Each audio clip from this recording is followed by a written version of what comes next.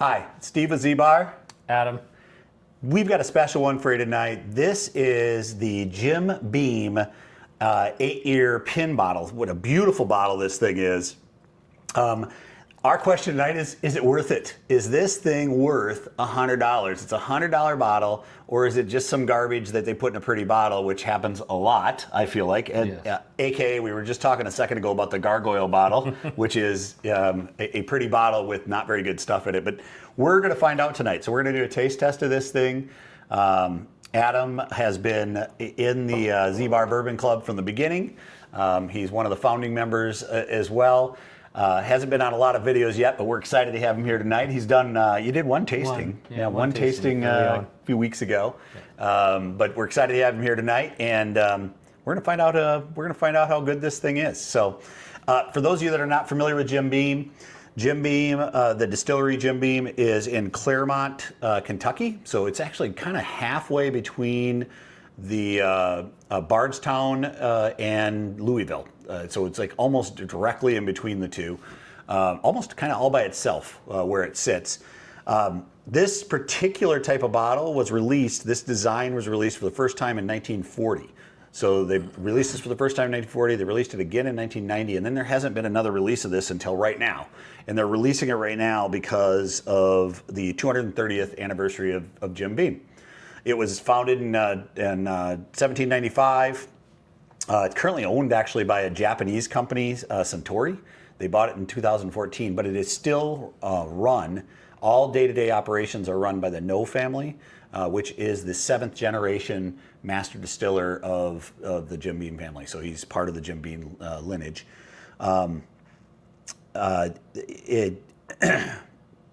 It's actually a pretty bottle. It's one of those things that when you see it, you feel like you have to buy it. But as I said earlier in the video, we'll find out as we taste it here what we think. If it's worth the bottle. Yeah, is it worth that pretty bottle?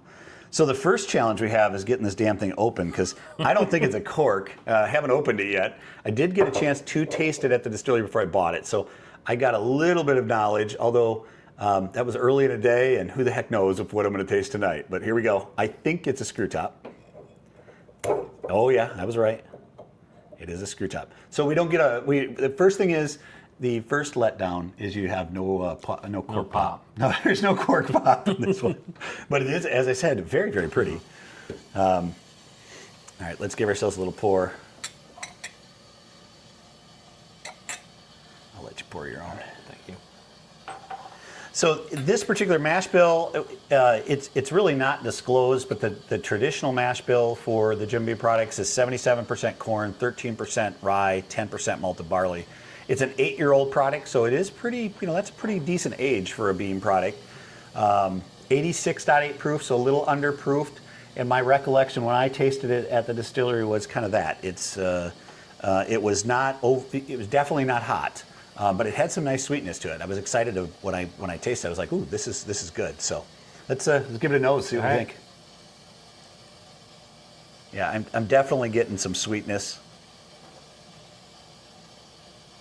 Maybe a little oak in there, but it's more just like sweetness. I get heavy, like the oak is. You got some oak in it? I mean, I guess I'm getting. I don't get this baked bread. Wow. Baked bread. Lie. Don't. All right, let's go in for a taste. See what we think. Here we go.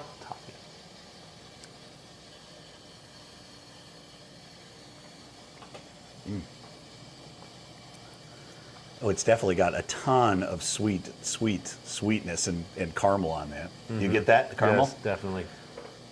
Finish is pretty short, what you'd expect. It's only 86 proof, so it's going to have a short finish. But slightly warm, and it doesn't even, like, the taste doesn't change. I still get that sweetness or that on the back. Yeah, it hangs around, which is a little interesting for an 86 proof, because a lot of times those just mellow out right away because they're all, so much water in it. But it's got a ton of flavor. I taste a lot of the caramel. I do too. Just a ton of caramel. I will tell you, for me, I think it's a great opener for your night. I think that's what it tastes like to me. Would I want to drink this all night? No. But would this be a great opener that I start my night out with and kind of get my palate going? I think That's kind of that's the category Yeah. I would put it in. So it's not going to be my, oh my God, this is the best pour I have on my bar, but it's certainly it's a very pleasant pour. It's got some decent legs, but there's nothing overwhelming with that either. Color's super pretty. I mean, that kind of almost I call it like a honey looking color, like a dark honey. It's pretty.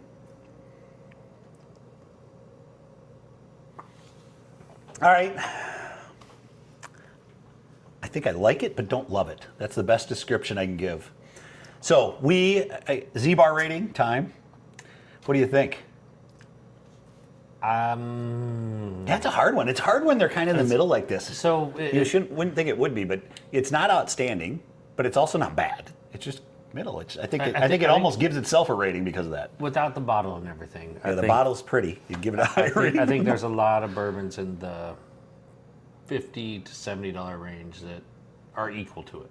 Yeah, oh, absolutely. That's such a good point. So, yeah, for the price at $100, that almost you want to bring that rating down a little bit. But I think it's a 3. I think that's where it is. I think it's a dead middle of the pack. Yep. It's a great opener. I would not say it belongs as a, oh my God, go run out and buy this. But if you like it, if you're a bowler and you'd like to have this on your bar because it is absolutely beautiful, you're definitely not going to be disappointed that you have it on your bar and you give tastes out every so often. I could see this being more of a collector's bottle than a drinker's Sit bottle. up there and be pretty on your bar. Yeah. But it is. There are some that are too.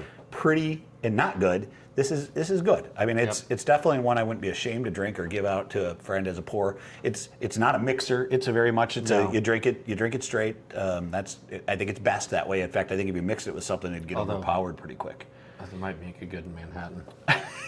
Maybe a good Manhattan. We might have to try that. It might be another video. Awesome. Well, we have you'll see up over. It'll be actually over Adam's shoulder. There is a video that we're going to post up here of the tour that we did of the distillery of Jim Beam. That's pretty cool. So it's also will show when we bought these. That's where I got it from. It's the gift shop and everything else. So that's pretty cool. So that'll be up. We'll make sure we put that up over Adam's left shoulder. But most importantly, guys, this is a channel we're certainly enjoying doing for you. The most important thing for us that you can do for us is subscribe. So subscribe. I also really care about comments. So if you can put comments of what you'd like to see more of, if there's something you'd like to see less of, tell us that as well. But we would love to hear some comments from you. That's what's going to steer the channel and let us know what you're looking for. So anything you can do along those lines, I would welcome that. And hit that subscribe button so you know when we're putting out other stuff. And as usual, hope you're having a good week. And cheers. Cheers.